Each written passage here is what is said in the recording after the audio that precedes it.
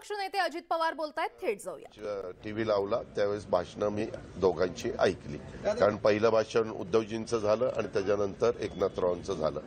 आपणही पाहिलं की काय दोघांनी भाषणं केली, काय केली।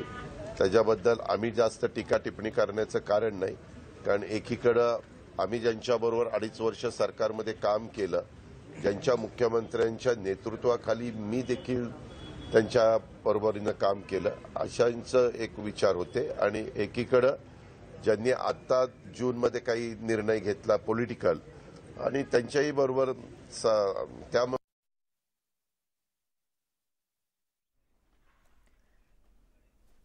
वळूयात पुढच्या बातमीकडे। उद्धव ठाकरेंच्या दसरा मेळाव्याच्या भाषणावर आमदार रवी राणा यांनी जोरदार टीका केली आहे। उद्धव ठाकरेंची सभा म्हणजे फुसकेबार होते, हिंदू विचारांची दिशाभूल करून त्यांनी सभा घेतली असा टोला त्यांनी लगावलाय। महाराष्ट्र 2.5 वर्ष वाऱ्यावर सोडून आता कसली राज्याची चिंता करता असा सवाल देखील त्यांनी केलाय।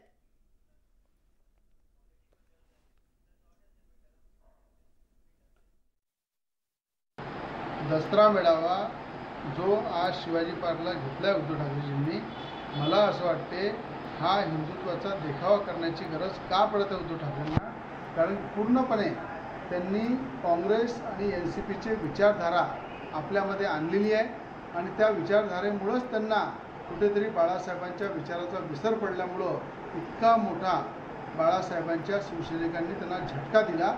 आता त्यांना हिंदुत्व आठवत आहे आणि हिंदुत्व काय असते सांगण्याची गरज पडत आहे। हे खऱ्या अर्थानं उद्धव ठाकरेंचं दुर्भाग्य आहे। शिंदे गटातील आमदार आणि राज्याचे पाणी पुरवठा मंत्री गुलाबराव पाटील यांनी उद्धव ठाकरेंवर जोरदार हल्लाबोल केलाय। बीकेसीवरच्या गर्दीचा फोटो शिवतीर्थावर पाठवला पाहिजे म्हणजे मुख्यमंत्री शिंदेंचा निर्णय योग्यच होता हे समजेल असा टोला त्यांनी लगावलाय। ठाकरेंकडून करण्यात येत असलेल्या खोक्यांच्या आरोपांचा देखील त्यांनी समाचार घेतला। ज्यावेळेस रक्ताची गरज पडली तर आम्ही पुढे होतो। जब चमन को लहू की जरूरत पड़ी तो सबसे पहले गर्दन हमारी कटी। अब अहले चमन कहते हैं कि चमन हमारा है तुम्हारा नहीं।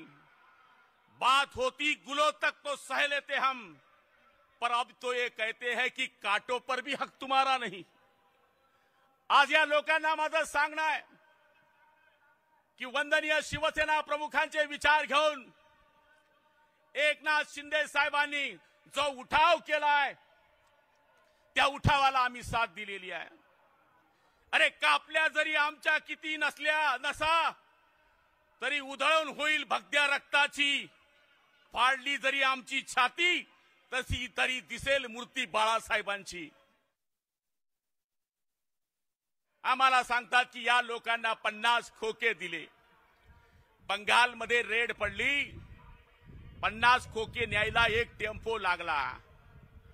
आमच्या 40 आमदारांना 50-50 खोके दिले, एखादी रिक्षा तर लागली असती।